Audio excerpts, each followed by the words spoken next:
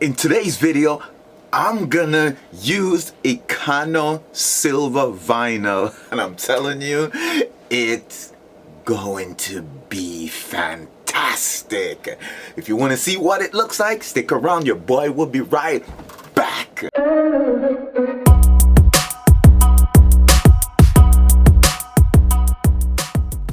Welcome back to the Flex McKenzie channel. Yeah, it's your boy Flex McKenzie, and in today's video I'm gonna use Econotransfer silver vinyl.